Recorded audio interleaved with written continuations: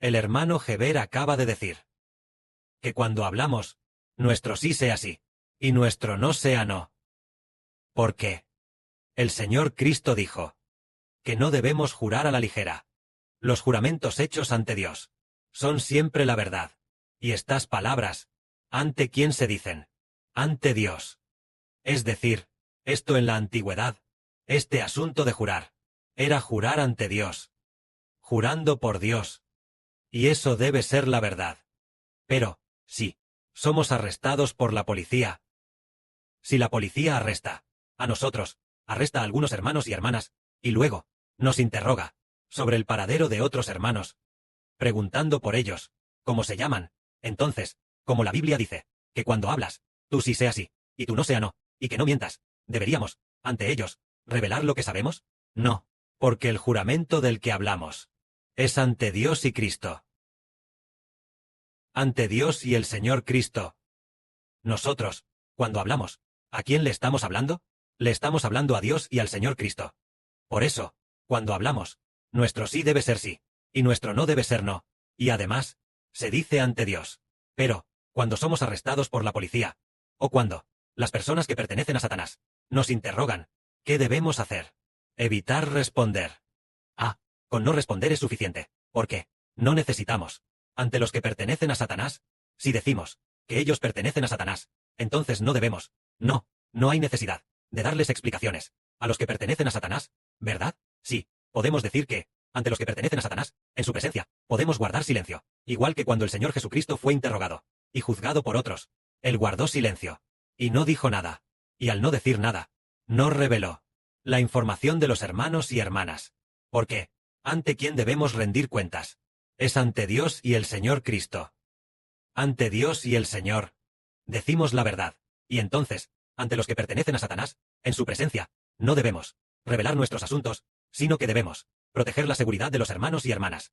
Esto es tener sabiduría, porque antes, el hermano Heber escuchó a una hermana decir que si la policía la interrogaba, entonces nosotros lo diríamos todo, cómo se llaman los hermanos y hermanas, e incluso dónde se esconden. Y lógicamente, se supone que es lo correcto, porque la Biblia enseña que, al hablar, sea vuestro sí, sí, y vuestro no, no. ¿Está bien que lo revelemos de esta manera? No está bien, porque en cuanto a hablar, que él sí sea sí, y él no sea no.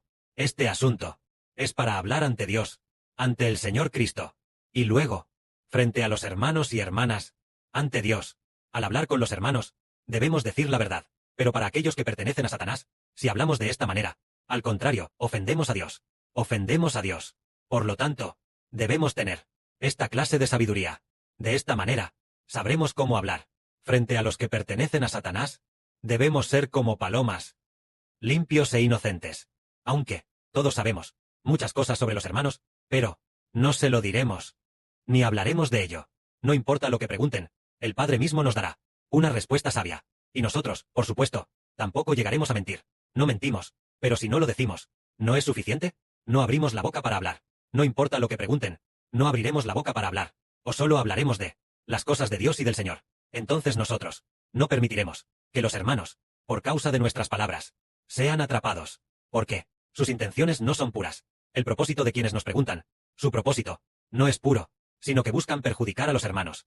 De esta manera, tendremos esta sabiduría. En cuanto a este asunto, debemos distinguir, cuando hablamos, que él sí sea sí, y él no sea no. Esto es ante Dios, ante el Señor.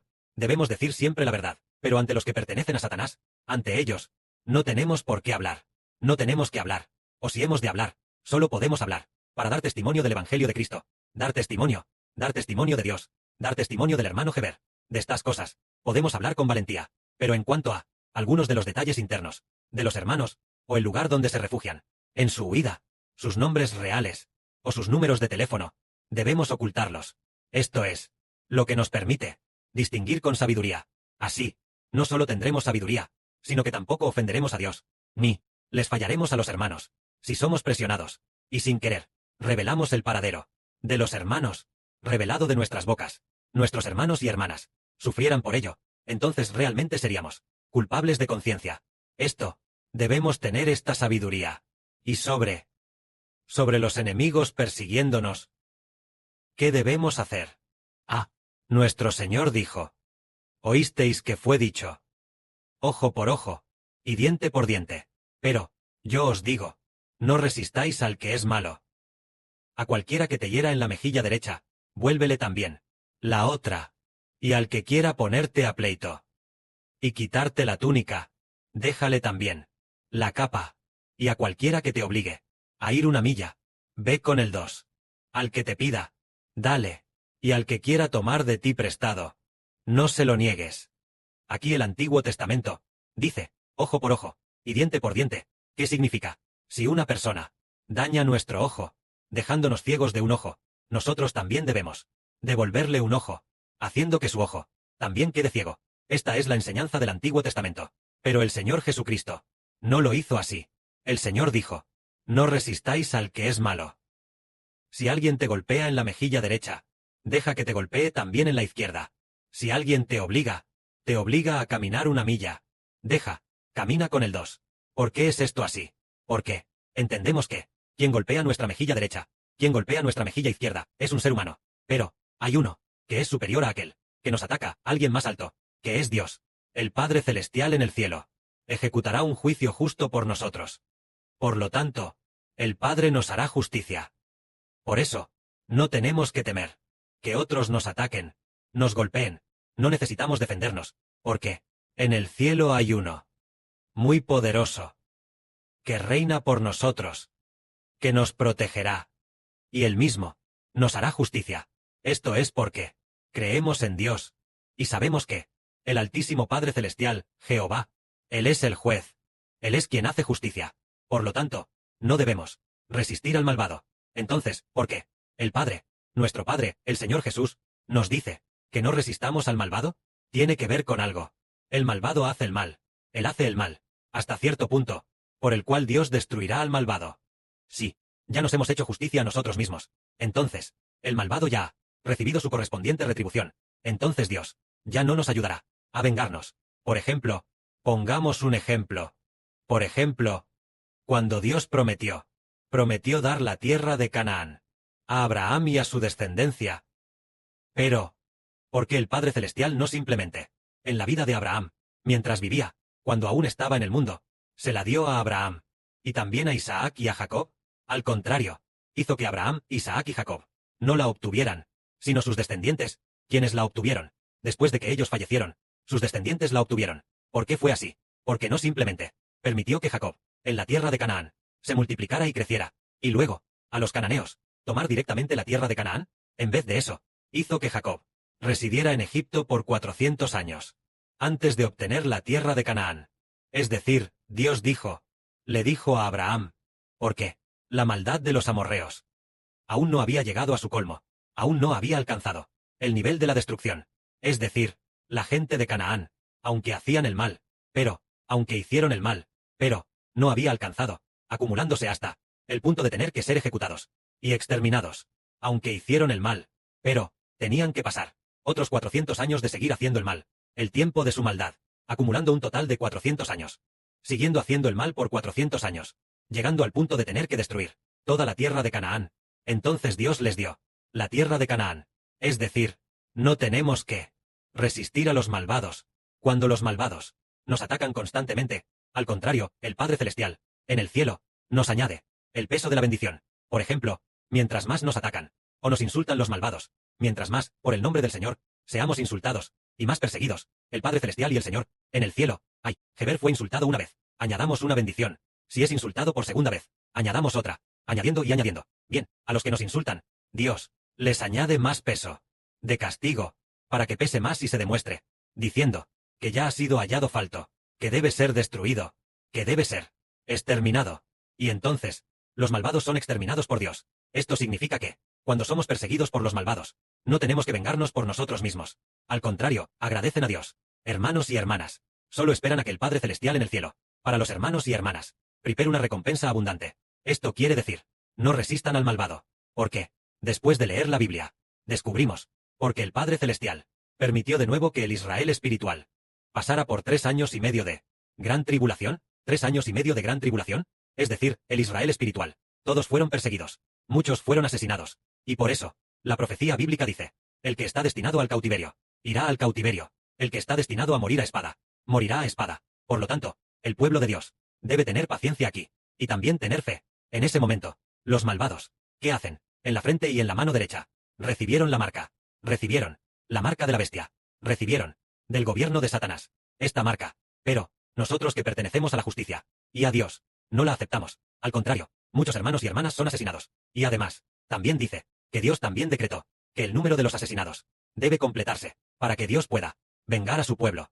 Eso nos dice que el que los malvados nos maten y nos ataquen es en realidad lo que nos hace recibir bendición.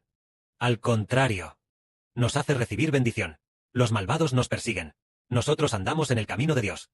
Andamos en el camino del Señor. Y además, alabamos al Padre Celestial y al Señor cada día. Los malvados nos persiguen, prohibiéndonos alabar. Pero nosotros aún alabamos con todas nuestras fuerzas. Por eso, seguramente pasaremos por sufrimientos. Pero en el cielo, obtendremos una gran recompensa. Y además, los que nos persiguen, el Padre, bueno, cuando nos persiguen un poco, el Padre decide registrarlo, haciendo un poco más de mal. Registrar, que hace el mal hasta que debe ser arrojado al lago de fuego y azufre. El malvado ya no se encontrará más. El Padre Celestial lo destruirá. Ahora demos otro ejemplo. Quien gobierna el mundo ahora es Satanás, el diablo. Él gobierna el mundo. Él quiere gobernar el mundo hasta completar un número. Pero al final, ¿quién podrá tomar esta autoridad? Y luego, ¿gobernar el mundo? ¿A quién le da Dios esta autoridad? ¿A quién? Al niño de Apocalipsis. Es decir, al hermano Sibo. Y a los hermanos y hermanas. Entonces, ¿acaso nosotros no? En este proceso, Satanás, la gente de Satanás, hace el mal continuamente, haciendo el mal, haciendo el mal, haciendo el mal hasta cierto punto, mientras que la gente de Dios practica la justicia, justicia, justicia, justicia hasta cierto punto. Entonces, Dios compara y dice: oh, hijos de los hermanos hebreos de Israel, los que pertenecen a Geber y los de Geber, los hijos espirituales, son justos, los que pertenecen a Satanás y los hijos de Satanás, son malvados. Entonces el Padre ama la justicia, y aborrece la maldad, y a todos los malvados los destruirá por completo en el lago de fuego y azufre. Así, nos permite obtener la vida eterna y recibir la bendición eterna. Esto significa, no te resistas al que hace el mal, porque Dios mismo hará justicia.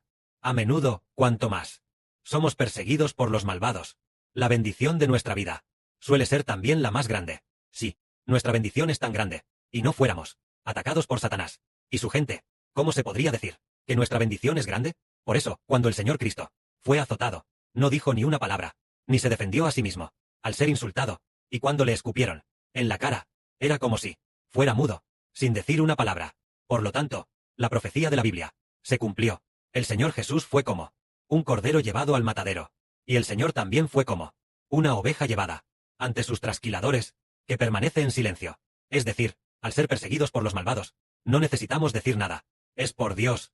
Solo debemos agradecer a Dios diciendo que por el Señor somos perseguidos, agradeciendo al Padre Celestial. Nosotros, muy pronto, llegará el momento de recibir una gran bendición. Cuando el Señor fue traicionado por Judas Iscariote, el Señor dijo de inmediato: ha llegado la hora de que el Hijo del Hombre sea glorificado. Es decir, la hora en que el Hijo del Hombre sea glorificado ha llegado. Al contrario, el Señor estaba muy agradecido con el Padre Celestial. Ese Judas Iscariote demostró claramente ser un ingrato, y además, traicionó a su propio Señor. Lo lógico habría sido que el Señor se defendiera a sí mismo. Debería haber dicho, debería haberse defendido, pero no se defendió, sino que, al contrario, dijo: ha llegado la hora de que el Hijo del Hombre sea glorificado. El Señor comprendió, y el Señor comenzó a ser glorificado de inmediato. Eso significa, si los malvados hacen el mal, dejemos que lo hagan, y si los malvados nos persiguen, dejemos que nos persigan.